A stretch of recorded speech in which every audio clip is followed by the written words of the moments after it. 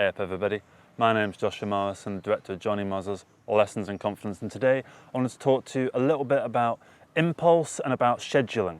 So if you've sort of seen any sort of self-improvement stuff on the internet, if you've sort of tried to, you're in a hole and you want to get out of the hole, one of the most common pieces of advice is to start sticking to a schedule and start to schedule your life and do things according to that schedule. And that means kind of doing the same thing each and every day. Obviously, like the specifics will be a little bit different, but the general idea is to do things in the same way for a long time and let yourself become one with that schedule.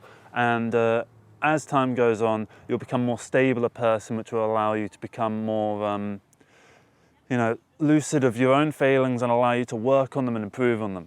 And I do agree that it is important to have a schedule. It's important to go out there and actually know what you're doing throughout, say, a week or throughout a day, and to get that sort of down. And once you come back and you've done all that, it is very satisfying to feel like you are actually one with the schedule. But I don't think it's such an all-encompassing thing that you should stick to.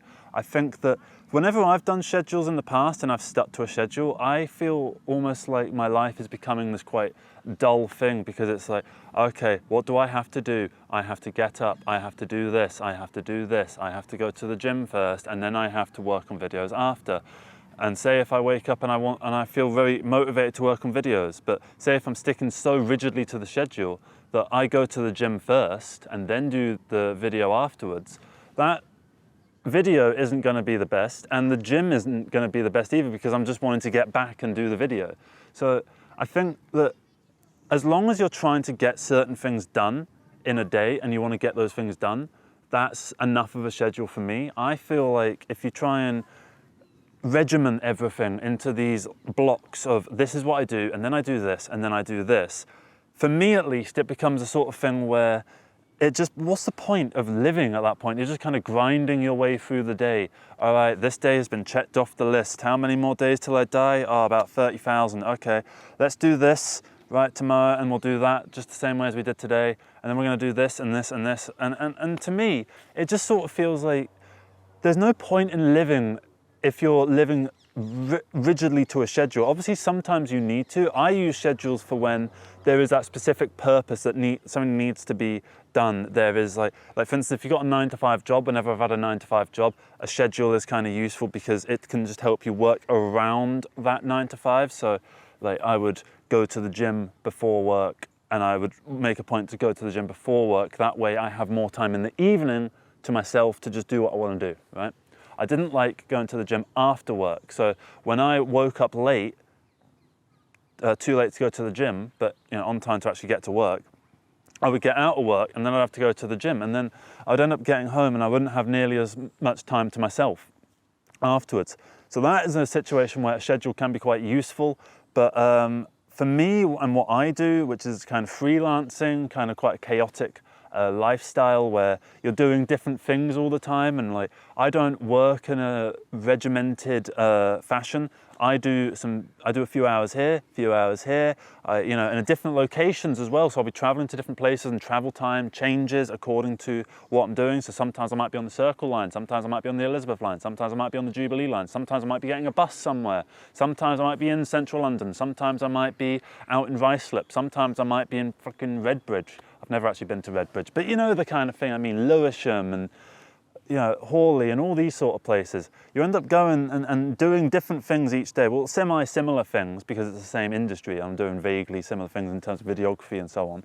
But you're doing different things, so the schedule is still semi-present, but it's not taking over your life, and it's not dictating what you have to do. It's and how you want to do it. It's just dictating what you want to do, but it's not dictating how you should approach it. So for me, instead of having like times of when I need to get everything done, I prefer to do a to-do list. At the end of the day, I will write out a little to-do list for the next day, and it will be usually like go to the gym, film and edit 2 of these, work on some stuff for the film, maybe call this person, maybe make sure that this person is ready for this day of filming that's coming up. Maybe it'll be editing some other side bits of content that I've got to do, or maybe it's, oh, I need to do this job at like 4 p.m, So that means that I should try and get up a bit earlier. So I go to the gym first and then do the 2 talk videos before that 4 p.m. while the light is still out. And then I'll be out of that place for 9, and then I'll probably be home at about 10:30. And that means that I can just quickly have some dinner. So I also want to, pre-prepare something maybe the night before where I can have a meal that can be hot out the oven that day, and then I can just reheat the leftovers the next day, and that kind of helps you out there. So that kind of thing. I do it on a day-to-day and figure out what the schedule will be for the next day, rather than making this fixated thing. This is how I do it this day, this day, this day. Mondays I do this, Tuesdays I do this, Wednesdays I go over here, Thursdays I go see my friends, Fridays I do this. I don't think life works like that, and I don't think it should work like that either, because I feel like the impulsiveness of life is and the chaos of what goes on around you is something that you should embrace with all your might. And when you do that, you kind of realize that life is so much more enjoyable when you're approaching it from the point of view of the moment, rather than from the point of view of, this is what I told myself I was going to do before, so I need to do it so that I satisfy my prior self who told me to do this. So my prior self told me tomorrow I've got to do this, this, this, and this, and this, like I do every other day. So I'm gonna do that and that and that. Okay, brilliant. You ever start a schedule and you're sticking to it really, regimentedly for the first maybe week, 2 weeks, and then you're still doing it, but it starts to feel a little bit crap, and you start to feel a bit empty inside, and like a kind of a shell of yourself, like you're just going through the motions, And life shouldn't be about going through the motions. Life should be about being alive and feeling alive and trying new experiences and putting yourself out your comfort zone and being in different situations quite often. As many situations as you can get out of life is the recipe for a good life. Have you ever seen someone that had a really good life that consisted of them just sitting on the sofa, just watching telly all day? I enjoy sitting on the sofa watching telly, but I wouldn't want to do it for the entirety of my life. I mean, all the people's lives that are some of the best lives are people that go out and do stuff, people who have traveled, people who have gone to faraway places, people that have lived extreme experiences, people that have, done crazy stuff that they have to discuss with other people. And most of those people don't necessarily stick to a rigid structure. They kind of just allow things to happen. And that's not to say they don't obviously structure what's coming next. I see it as like in the episode of Wallace and Gromit where I think it's The Wrong Trousers, where there's I can't remember, it's like a little robot or something, and the robot starts running off with something, and he gets on a train, like a toy train with like the tracks and stuff, and he's laying down the tracks as the train is speeding ahead. That's kind of how I think that you should approach life, because you're doing that in slow motion. You're not doing it literally at that speed where it's a train rolling through. You're doing it at the speed of walking and just putting down the plank in front of you. And you can take a stop and take a breather, look around at your surroundings and kind of go, okay, what am I doing? You can take stock, and then you can use the lessons that you learn from taking stock to implement into what you're going to do next. And as you kind of go through life that way, which is still semi-scheduling, I'm not anti-scheduling, because that would just mean that you don't get anything done whatsoever, because you need to actually say, I'm going to go out and do this. I don't just randomly walk out the house and go to Tottenham Court Road and film a video. I think, all right, I need to go here to meet this person. Well, while I'm there, I can also film a video. Okay, so I'll probably film a video while I'm out there. And I'll be on the train, I'll be thinking, what could I maybe talk about? And then when I'm looking around for a location, I might find a location that makes me want to actually talk about something different. Or an idea might come up in the conversation I had with whoever I was meeting that I want to, get out there a bit more. So things change in the moment, and you should embrace those changes, and you should embrace what comes your way, because if life stayed the same, then there's no point in, continuing with life, because if it's just going to be like this forever, even if you're kind of satisfied with it, what else is there to glean? What else is there to know? What else is there to learn, And it's about the exploration. I think that's why we are such a successful species in terms of, building all this stuff, why we're able to entirely change the landscape, why we're able to put this river in where it's a canal, why we're able to build this giant bridge that you can't really see behind me. This is why you're able to do all of these these things as a species, because we go and figure out what we're going to do, and then we do it. And I think as time has gone on, as a, you know, from a more top-down governmental point of view, the idea of bureaucracy is kind of the governmental political equivalent to scheduling in this sort of thing. So say the Country, Town and Planning Act of 1947, right, where suddenly now you need to get planning permission for everything. That causes a lot more bureaucracy. That causes things to need to be scheduled out. You need to schedule out meetings with like so and so forth. You need to put the paperwork in. Someone needs to fill out the paperwork. Someone needs to bring the paperwork back. Someone needs to sort this out and then do this and this and this and this and this and this, right? So a very simplified version of the process of planning permission, particularly for like commercial, you know, buildings and large scale things that would need quite, you know, complex inspections on, you know, safety standards, and is this going to work, and is this going to make sense, blah, blah, blah, blah. Right? So yeah, you've got the bureaucracy going on there, and as a result, less gets built, less gets done. You know, and in the UK at least, for the past 30, 40 years, we've been seeing a stagnation in new buildings coming around, new architecture, and we've developed a housing shortage as a result of that, and that's led to an awful lot of problems. So to use that as a metaphor for your own self, that is kind of like, if you do stick to this schedule that you have set out for yourself, even if as time goes on, you start to think maybe the schedule isn't actually working for me. So you should always be adjusting your schedule as time goes on. You should always be, you know, tweaking things and adjusting things to make sure that it still fits the you of today, rather than the you of 5 months ago when you came up with the idea of this particular schedule that I'm going to get up and then do the gym and then go to work and then get back and then make, you know, I'm going to make tikka masala on Mondays, I'm going to make pasta on Tuesdays, I'm going to make a salad on Wednesdays, and I'm going to, you know, all of these different things that you just start doing the same thing on the same days of the week. You know, you kind of commodify your own life, and you turn your life into this thing that's being lived for a past version of yourself, to achieve dreams for the future. So you're somehow both thinking in the past and in the future, but never in the present. And that's why I go through life and just try and make it up as I go along and just do stuff, because I get much, much more success out of that, because it's not like I haven't tried scheduling. It's not like I haven't tried doing this stuff. And if it works for you, please go in the comments and you know, give me your experiences. Tell me how it worked for you. Tell me what you did, because I'd love to know, and I'd love to, you know, maybe try doing a schedule again one day, because I want to stay open-minded to new ideas at all times, because that's how we grow and develop as people. That's what this is all about. It's not about scheduling, it's about growth, because I feel like scheduling is about maintaining a status quo for a long period of time, whereas what I'm talking about is doing more like this, where you develop constantly based on what's going on. So you're going to the gym first in the morning, maybe this isn't really working out for you. Maybe you're someone that should be maybe going to the gym in the afternoon. Maybe it doesn't matter when you go to the gym, as long as you just fucking go. Maybe, you know, it doesn't matter when you do stuff or how you do it, as long as it actually gets done at the end of the day. And you shouldn't necessarily worry so much about, you know, the rigid specifics of these things, because does it matter if I filmed this at 10 a.m., 12 p.m. or 4 p.m.? No.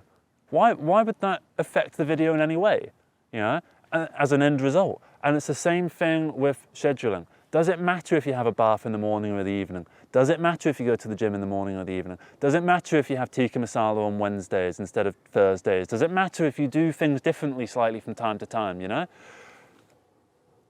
As long as your life feels like it's got some level of stability, then you don't need any kind of schedule. If you feel like your life has no stability at all, that is where a schedule can come in quite useful, because that's when going through the motions and having this rigid structure can actually be beneficial to you, because it can comfort you and make you feel like your life is getting back on track, right? And you want to be on the tracks, but you don't necessarily want to know your destination, because you might have an idea of where you want to go, but you might get there and find that it's not actually what you want. Have you ever had a dream, achieved the dream, and it turned out to not really be as good as you thought? So then you come up with another dream, and then you chase that, and then you end up achieving that dream, and that turns out to be not as good as you thought. I think a lot of it is about the journey and the satisfaction of having done stuff, rather than about the end result itself and about that actual making that thing happen. Every time you achieve a dream, there is that moment of euphoria. Like when I finished my first film and it was screened at this auditorium thing in Maidenhead, one of the most profound moments of my life, and it came as a result of all the hard work that had come before. And there was a period in the editing towards the end where I did have to sit down and regiment my weeks, because I had to pack in as much productivity as humanly possible. So I had to sit down and really crunch to get that film done on time. And I'm not actually proud of that film anymore. I kind of written that film off, and I'll probably never show it to the world again because I'm not satisfied with it, I'm not happy with it. But it taught me where I wanted to go next, and that taught me where I wanted to go after that, and so on and so on and so on, until you get to the version of me that is here today talking to you. So the constant development is what I'm talking about, the growth like that, rather than the scheduling where you go along like that. Because if you schedule things out, if I had scheduled out that kind of thing and I'd gone with that kind of mentality, I would have very simply just done more of that, and I wouldn't have developed as a person. I wouldn't have changed course. I wouldn't have adjusted things. And I think you need to do that to be the fullest you that you can possibly be.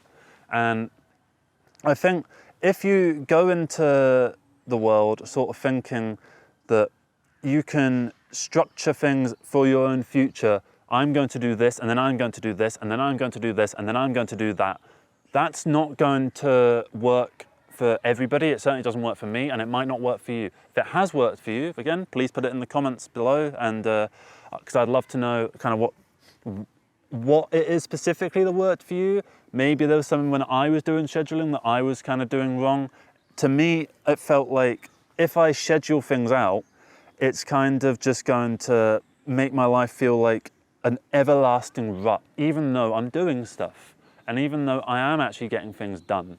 It felt like there's this idea that I read somewhere called dopamine withdrawal, purposeful dopamine withdrawal, wherein you decrease the amount of satisfaction that goes on in your life by cutting out things that you find satisfying and attractive. So, you know, that's the basic, you know, stop having a pizza, stop, you know, watching stupid TV and only watch intellectual kind of things. Maybe it's, you know, you need to get up at 5 a.m. every morning and stop like enjoying your little lion in the morning, those little things. And when I tried that, I did it for maybe a month. I didn't really notice any major improvement in myself, my worldview, or my mental well-being. Instead, I kind of felt bored. I felt bored by the world because I was putting myself through that boredom on purpose for the sakes of self-improvement and development of my inner being, right? When what I do now, by comparison, is a lot more freeing and a lot more impulsive and a lot more interesting to me as a result, because I can just go out there and decide I'm going to do this, and then within a couple of days it's done, or within that day it's done. And if I go through life thinking with the next, you know, week in mind rather than the next year, you end up making the most out of every week, and every week feels a little bit longer as a result. It feels like time is stretched since I stopped scheduling things out. When I was doing schedules for myself, every week kind of just started to just blast through, even though I wasn't doing it for very long. And I imagine that effect would only compound as time went on. And I don't think that that's necessarily the way that it should be for me, at least, and possibly for you watching this video. And again, if you disagree, I would love to know. I've said that 3 times now. And yeah, to round this off, I think that schedules can be useful for specific things. You should make a schedule for this particular day or this particular week. I need to get this done by the end of the week, so here are the steps I must follow to achieve that, right? Rather than a self-developmental, mental well-being type schedule where you are trying to improve yourself and your habits and your routine. I don't agree with the idea of a routine. I don't necessarily, obviously sometimes you fall into one. I find if I fall into a routine, that's when I get stuck in a rut, and that's when I start to get bored with life. When, you know, every day of a week brings something new, that is when it feels like life is being lived. And yeah, I think that's gonna be everything for today. Thank you so much for watching this. If you liked sort of what I'm talking about here, I do other videos about this sort of various overarching philosophy, worldview, I don't know what it is. Yeah, I like doing these videos because it just sort of helps me establish my own worldview, my own mindset, and for some reason people enjoy it, and I'm going to keep doing it as long as people keep enjoying it, and if they all stop, I'll probably keep doing it anyway. So yeah, thank you very much for watching this. Have a great day. Whatever you got to do tomorrow, hope you get it done. And if you are following a routine at the moment and you are starting to get a bit bored by it, change things up. That would be all. Take care. Bye-bye. Hey up everybody, my name's Joshua Morrison, director of Jonny Mozza's Lessons in Confidence, and today I want to talk to you a little bit about negativity and how as you continue to create stuff you're going to encounter negative comments, negative feedback. Generally these people are known as haters. I don't really like that term because I don't think that people who have negative things to say about your work are necessarily doing it out of some kind of hatred for you as an individual. Obviously sometimes they are, particularly if you're like a bad person at heart, or if you're just doing stuff that's really promoting negativity in general and like you can kind of hate that. And like there's loads of big YouTubers and that kind of thing where people do have genuine like nasty criticisms to give to them, and you know, sometimes they're valid, sometimes they aren't, etc, etc. But the way that I sort of see the negativity kind of thing, especially online, is these are just people that are out there that are like you. You've got negative things about certain YouTubers or content creators or filmmakers or musicians or whatever. I bet there's some popular musician that you hate, that you just think, why the fuck, why does anyone listen to this garbage, you know? And you know, I certainly think that about various musicians that might be popular. I might think like, why does anyone like this? But at the same time, people clearly do like it. So why should I let my lack of enjoyment get in the way of other people's enjoyment of these works? And when you're creating stuff and when you're just starting out, you're probably going to encounter some negative sort of feedback. And if you're not used to it, it can certainly hurt you and harm you and make you feel worthless. Like, you know, you've just put something out, you put your heart and soul into it, and all you get is one comment that just goes, this is shit. You know, it might feel like you've wasted your time a little bit. It might feel like, well, I put all this effort in, I spent maybe months on this project, and I've got nothing to show for it other than this one negative comment. It makes me think, actually, about 4 years ago, I did a soundtrack to a movie called World Cup Heist. It's on Amazon Prime. I'll put a little link in the description to it. It'll be an affiliate link, but it'll be a link all the same. So just click the link and watch the film. It's a really fun film. But I made the soundtrack to it, and I was still learning music at the time. I wasn't a very good musician, but I made the album anyway. I made it in about a month. And I remember that there was a review of the film that said one thing in particular. It said, it got onto the score, and it said that the score sounded like, it said this: picture you go into the woods. Sorry, picture a monkey goes into the woods and finds a piano, and it sits down and it plinks around on it for a little bit. Well, that's what the soundtrack sounds like. And I read that, and in my head, I'm like, that's fucking brilliant. I love that. I like the negativity. I like the fact that someone has been incensed enough to negatively comment on it, because it means that I have made enough of an impact on that person to say something, that they have something to say as a result of what I've done. I like that fact. I don't necessarily mind that it's a negative comment. I don't mind that they're taking the piss out of my, you know, hard and earnest attempt at creating music.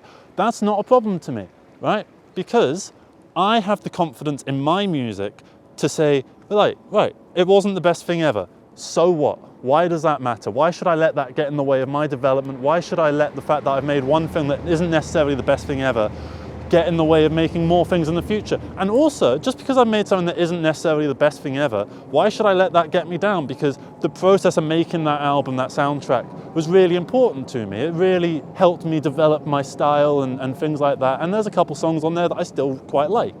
And you're going to find that with everything that you do. You'll find a couple little bits in it where you had a good idea, where you had a little thing of, like, there's a nugget of inspiration in there that you can still see. You can still see your original vision amidst all the crud that came around from the practicalities of actually sitting down and making it. So what you should do, I think, if you get negative comments is you don't need to tune them out, you don't need to not think about them or ignore the haters or whatever.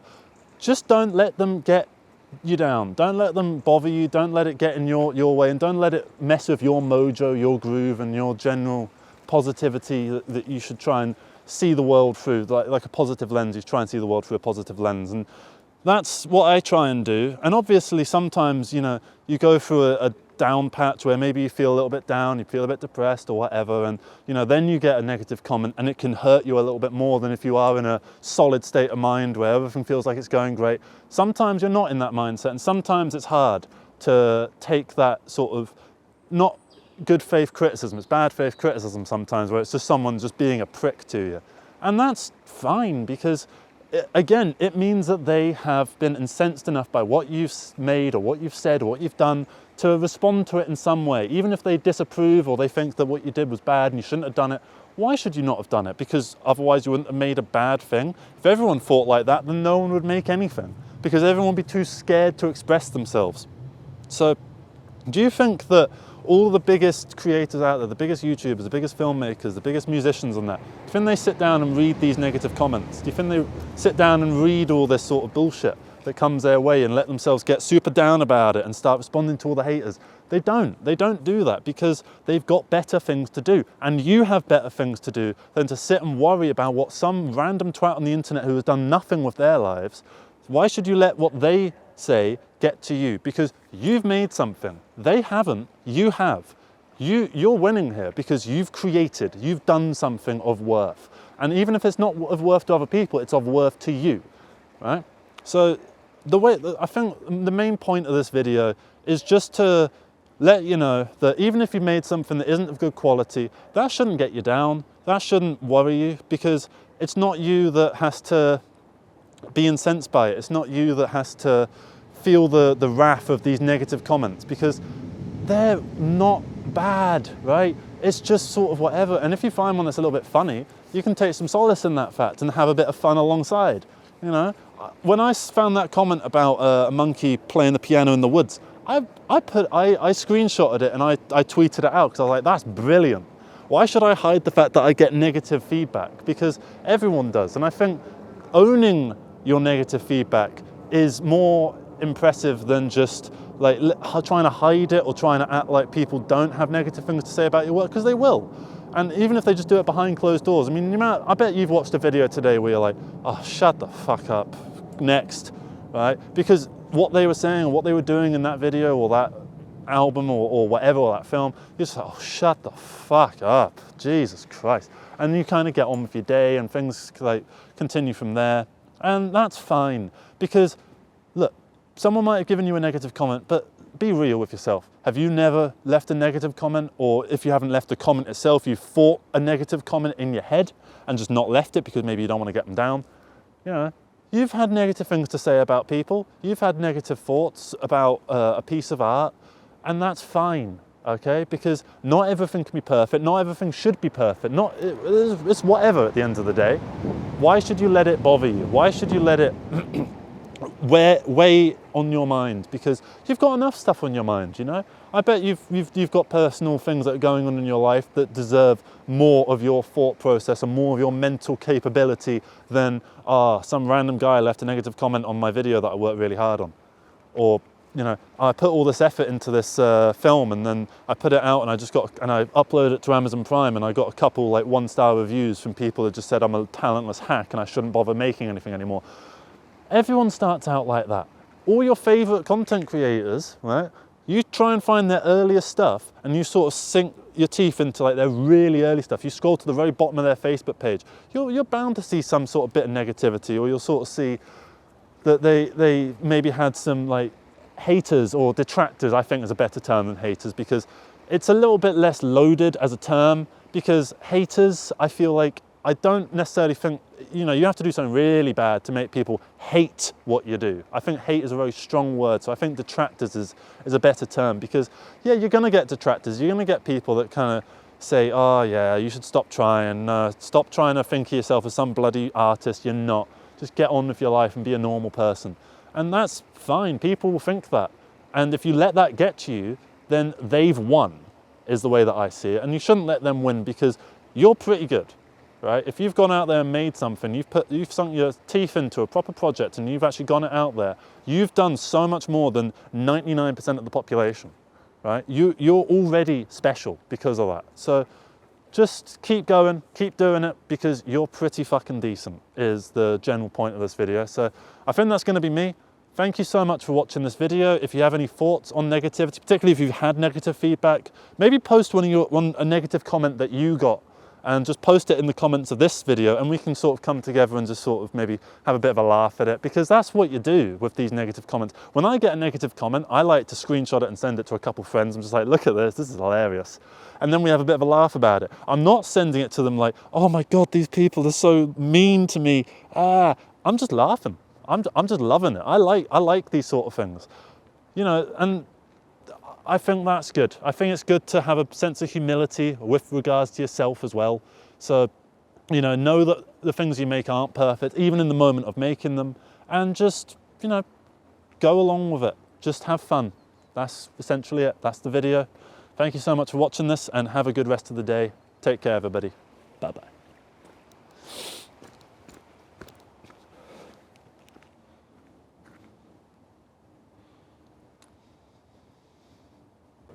So you clicked the video, so you failed the first step.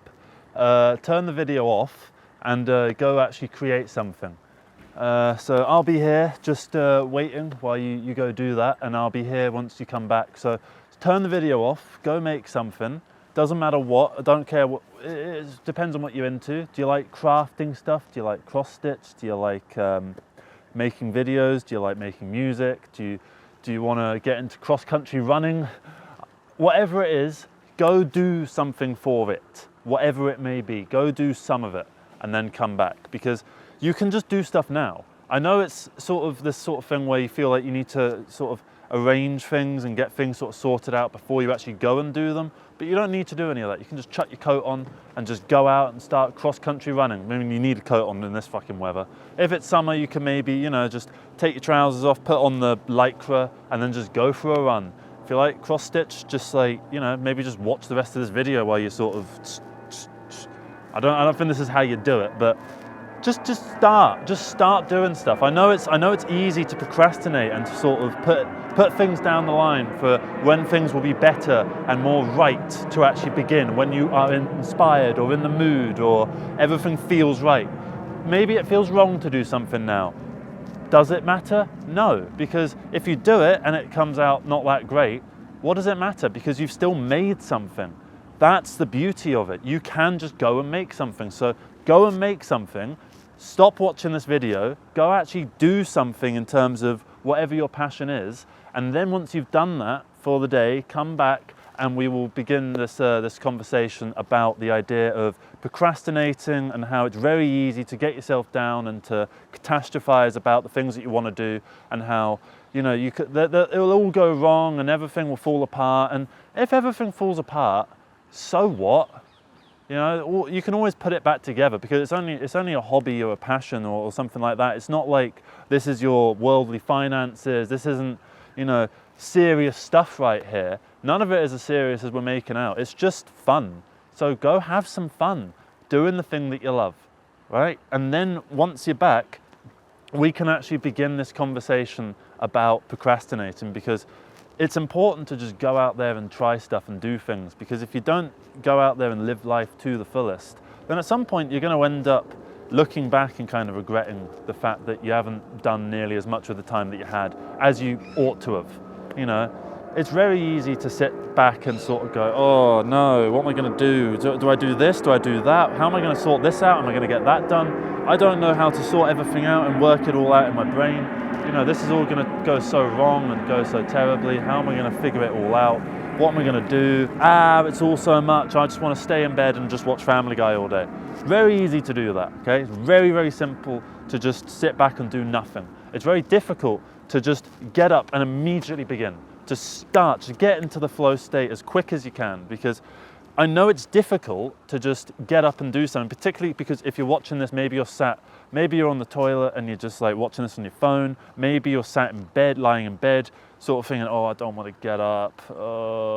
Maybe you're eating and you kind of just finished eating, and this is the video you watched after the main video where you were eating, and you spent that video eating, and now you've finished your meal, but you're still digesting it a little bit, so you're watching this video as kind of an afterthought sort of thing. Does it matter? Just maybe, like, if you're into music, open up Reaper or FL Studio, whatever it is you're using, and just start. Just begin. If you like making videos, just start recording something from your phone. Even just record out your fucking window, or just record what you're doing in the moment. Maybe don't if you're sat on the toilet. Just do whatever it is on a small scale, and just prove to yourself that you can actually do it. Because I know it's very, very easy to sit there and sort of worry and make things feel like they're so much harder than they actually are. But none of this stuff is nearly as difficult as we make out. It's all actually quite easy, as long as you just go for it and don't give a fuck about the consequences. Because what are the consequences of making a bad product, or you know, doing a bit of a rush job with your cross stitch? Not much. It just shows that, oh, I suppose you might need to buy some new like materials or whatever. But you know, the fact that you've done it and the fact that you can do it quickly means that your skills have improved anyway. So even if you don't feel like you've gained anything out of it, you really, really have, and you've done so much more than you even know, just by going out there and beginning and just creating stuff, no matter what your own mentality or your own anxieties are trying to tell you. They're trying to say, oh, don't do this, it's going to be crap, don't do this, it's not going to work out, you know, don't bother, just stay back and just do things the simple way. Very easy to do that, very easy to catastrophize, very easy to make it feel like the world is against you, but it's not. People are kind of rooting for you. You know, I'm rooting for you, you know, even though I don't necessarily know you, but I want you to go out and make something. And I'd love for you, once you've gone, made the thing, and come back to this video, put a little comment just saying what you made. Maybe just put a link to it, or even just describe it. Just because you should be proud of it, because you fucking made that.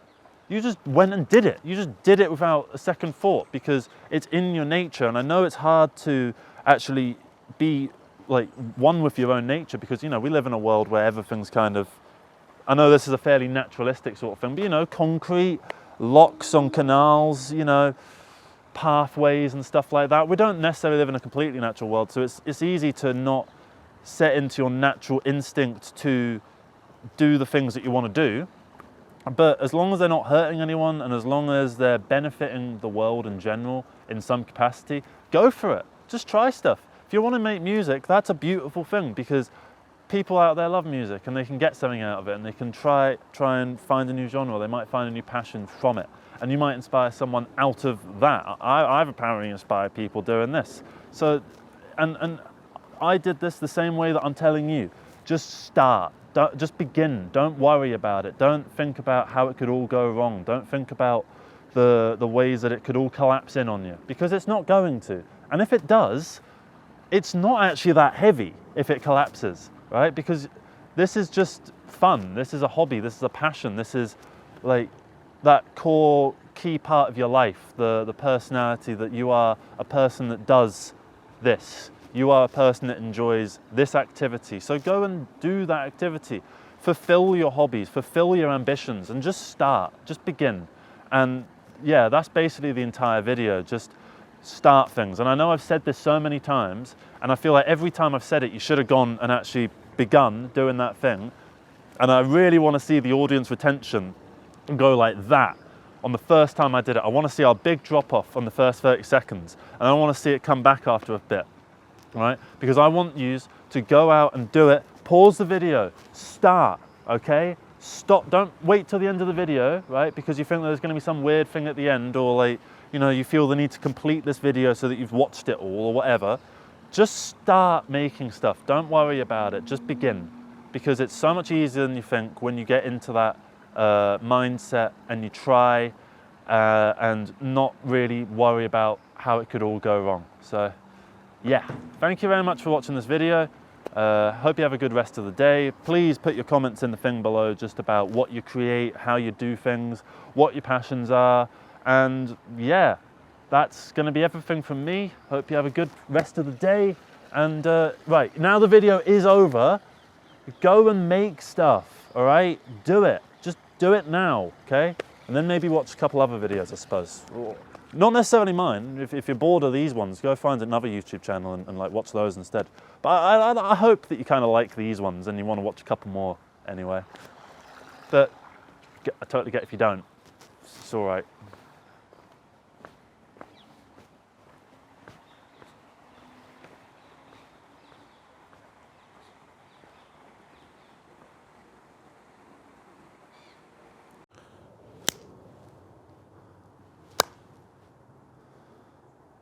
Hey up everybody, my name's Joshua Morrison, director of Jonny Mozza's Lessons in Confidence, and today I wanted to talk to you a little bit about the extreme and about the mundane, and how the mundane can be a lot more interesting than you might expect. Particularly because the reason that something is mundane is because of us. You're doing it all the time, right? Say you go to school every day, school has become mundane. I've not been to school for 10 years. If I went to school, it would be not mundane because it would be an interesting thing, because I don't normally do that. If I just, went to high school today, having not been in high school for quite a long time, and just sat in a maths class, it would be a novel experience for me. But a 15-year-old who is going to school all the time, they're going to sit in that maths class and be like, oh my God, I'm so sick of this. Conversely, that same 15-year-old might go into an office where someone has been working for the last 20 years, just sitting there like that all day, clock in at 9, punch out at 5. And then, that 15-year-old is going to kind of like it because it's a new experience to them, it's novel to them. Like when I did work experience, I worked in an office and I loved looking at all the little bits of the computer stuff, and I liked looking at the little setups everyone had, and I felt like I had so much life because it brings you that life. The novelness of it brings you energy. And I feel like the reason I wanted to make this video is because the mundane is a lot more interesting than you actually think. But the only reason that it seems uninteresting is because you're so used to it. And when you get used to something, it doesn't matter how great that thing is, it will become mundane. Just through the sheer nature of continual acquaintance, essentially, with that thing. Like, say you get your dream job, right? Say your dream job is to work as a pilot, okay? And now you've become a pilot, right? And you've been a pilot for the last 10 years. You're loving it, right? Because you're doing your dream job. You go to the pub on the weekend and, people ask you, oh, how's your piloting going? Where did you go today? Where did you go this week? And you sort of go, oh yeah, I went to Mallorca. I went to Greece, and then on Greece I did a sort of round trip back. So I actually went to Dubai. I had to stay overnight there for a little bit, and then I kind of made my way back. So that was quite fun. But, then it starts to set in that you've got to spend all this time away from your family, and, flying is actually a little bit boring when you really break it down. You're sat there just watching the sky for ages, just like this. Should we press the button now? Yeah? Yeah, I know.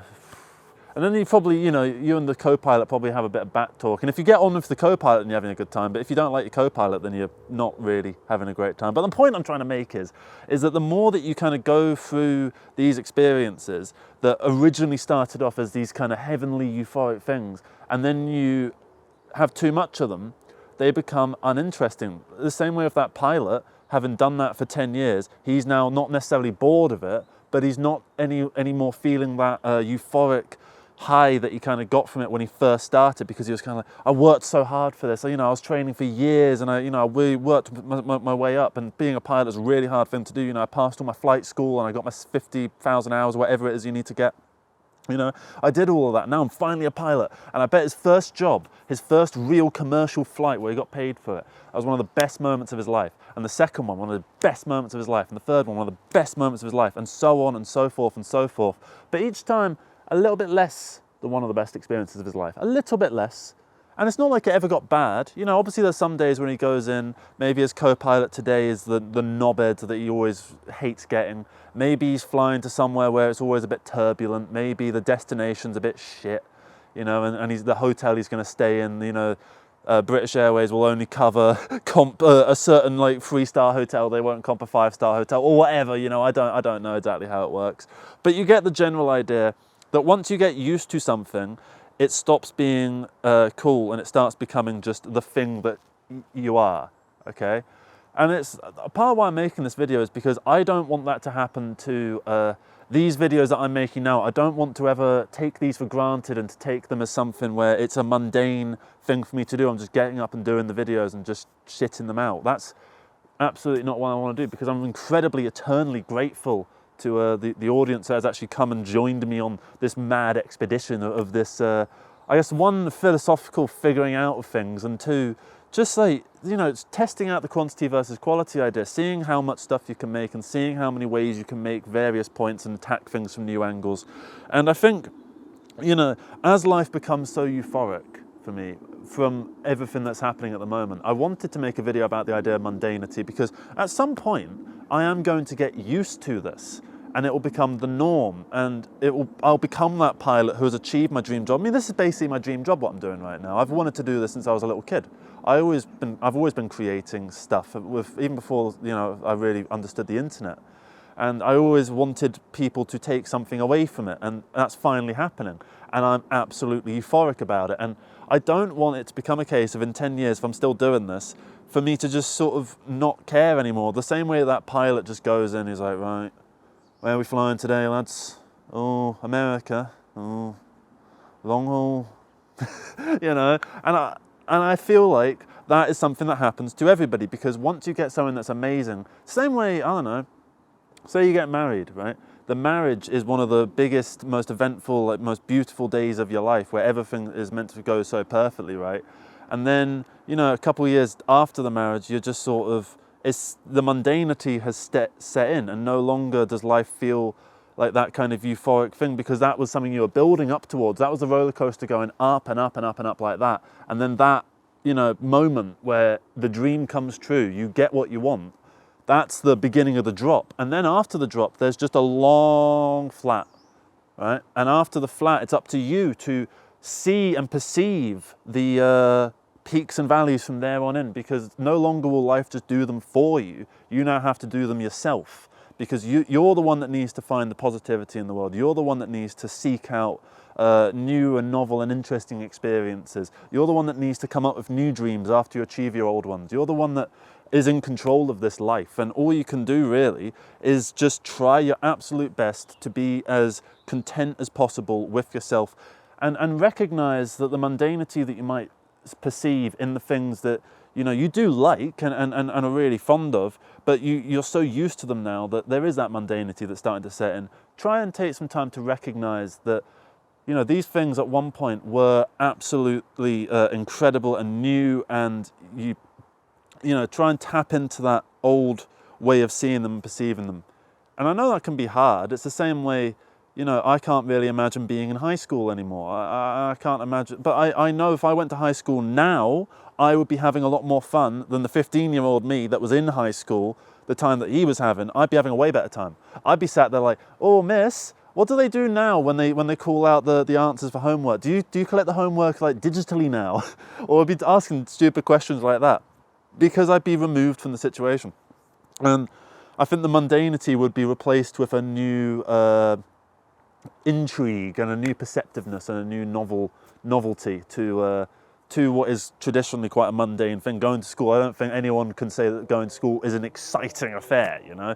The same way that pilot who's been doing that for 10 years, he can no longer say it's exciting. He might say it's exciting, you know, when people ask him how the job's going, oh, it's so exciting, but it's like, oh, it's not really. You're just saying that because you're meant to say that. You know, and you can tell when people do that. You can tell when people are saying stuff just because that's the thing that they're meant to say. They're meant to feel a certain way. But you can then really tell when someone actually means it, because they have that sheer emotiveness to them, that even if they're quite a reserved person, the reservedness is not there because the reserves are incapable of dealing with the amount of emotional resonance that is being felt by that person. And that's a true stage of life that you want to get at. I think that is the peak of the thingy's pyramid of needs, where the base of it is you know, food and sustenance, and then the next one is sort of shelter, fairly necessary things, not being genocided or whatever, right? And then above that, you've got like the need for socialization and the need for friends and the need for, you know, an education and stuff like that. And then above that is the need for inner peace and all that kind of stuff. And then finally, it's the finding of your true self, and that is unique to everybody. And I can't remember the name of the pyramid of needs or what that thing actually is, so someone put it in the comments below and I'll maybe pin that so you can get some information about it. Just look it up, look up the pyramid of needs. You probably already know what it is, to be honest, anyway. So just go and have a little look at that. And yeah, in terms of the mundanity of life, just try and see things that you take for granted in that light that you saw them many, many years ago, or many months ago, or however long ago it was when you looked and you felt something. Just keep looking and keep trying to find that inner emotion, because particularly as a British culture, we're quite a reserved culture anyway. We're not ones like for instance, the Italian culture or the Spanish, these sort of cultures, they're very, kind of like that, right? And they're really into it. British aren't much like that. I think you get the little movements is where the emotive resonance sort of comes in. And so, yeah, just try and recognize the things that are good, even if you're used to them. Just recognize that they are amazing and they're part of your life. And you know, even though you're going to get not necessarily sick of them or tired of them, you're just going to get used to them. Try and always remember how you feel when that first started, that first thing, when you first got your pilot's license. Yeah? Because think about this, when you first went to school, when you first started high school, and it was your first day, wasn't that a mad day? Wasn't that like, wow? And then, you know, you get to like 8 months into the first year of high school, that's completely out the window. That's not even in your headspace anymore. Try and tap into that, if that makes sense. Try and tap into that inner peace that can kind of come from novelty and newness. And yeah, I think that's going to be about everything. So thank you very much for watching this video. I hope you managed to take something away from this. I hope you managed to look around at your graphite grey work surface and remember the time when you actually had it put in and you thought it was really nice and now you're kind of sick of it. You know, or you know, maybe have a look at your car, you know, your Toyota Prius that's done in you know, silver, and maybe now you're thinking, I wish I'd gotten a BMW M5 or whatever in you know, navy blue. But actually, if I got that BMW M5 in navy blue, would I not just get sick of it and I'd want, you know, an Aston Martin afterwards? But of course you would. No, nothing's technically ever good enough because the grass is always a little bit greener on the other side. So just, you know, put some saturation up, turn the saturation up on your fucking eyes and have a look at the grass that's around you, because the grass that's around you is really fucking green. I'll tell you what, look at this grass here. Look how grassy that bit of grass is there, right? That's dew right there, all right? Don't know if you can see it, I might be blocking it. There you are, that's dew right there. So yeah, hope you managed to take something away from this. Love you all. Leave your comments in the description below. And yeah, thank you very much for watching this. Have a great rest of the day. Au revoir. It's nice to actually have a seat for once. Also, I'm just going to show you how this camera is set up because it's ridiculous. It was wedged in that. It was wedged in that right there. Hang on. I'm going to have to... There we are. It was wedged in that tree. That's not how you're meant to make videos.